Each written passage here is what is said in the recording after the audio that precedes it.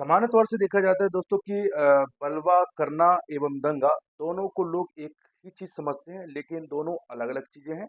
बलवा को धारा 191 एक में बीएनएस 2023 में परिभाषित किया है, जिसमें स्पष्ट किया है कि जो कोई विधि विरुद्ध जमाव द्वारा या ऐसे जमाव के सदस्य होकर किसी उद्देश्य को अग्रसर करने के लिए हिंसा या बल का प्रयोग करता है, हिंसा या बल का प्रयोग करता है, तो उसे हम बलवा करना या राइटिंग कहते हैं।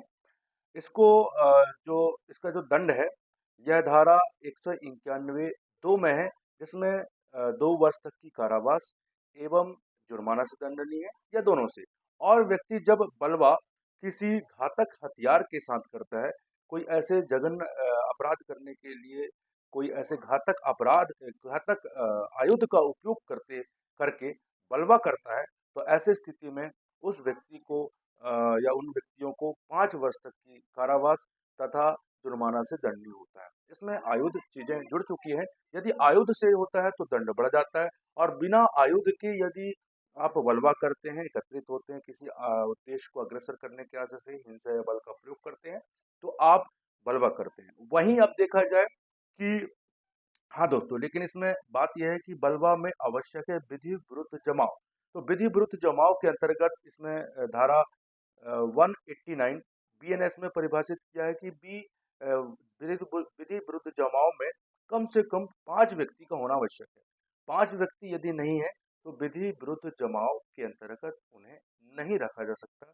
यह परिभाषित किया है 189 बीएनएस में विधि विरुद्ध जमाव को। मतलब कहने का तात्पर्य है कि जब कभी बलवा होता है या बलवा करने के उद्देश्य यदि लोग हिंसा या अपराध के लिए एकत्रित होते हैं, तो कम से कम 5 लोग होना आवश्यक है, इससे कम है तो बलवा नहीं है।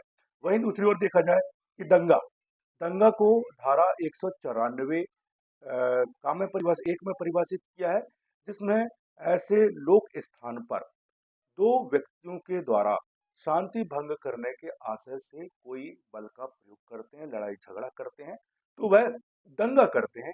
इसे इंग्लिश में एफ्रे कहते हैं, एफ्रे किया जाता है। तो इसके लिए दंड है, दंगा के लिए 1 माह की कारावास या जुर्माना या 1000 का जुर्माना या फिर दोनों से दंडित किया जाएगा।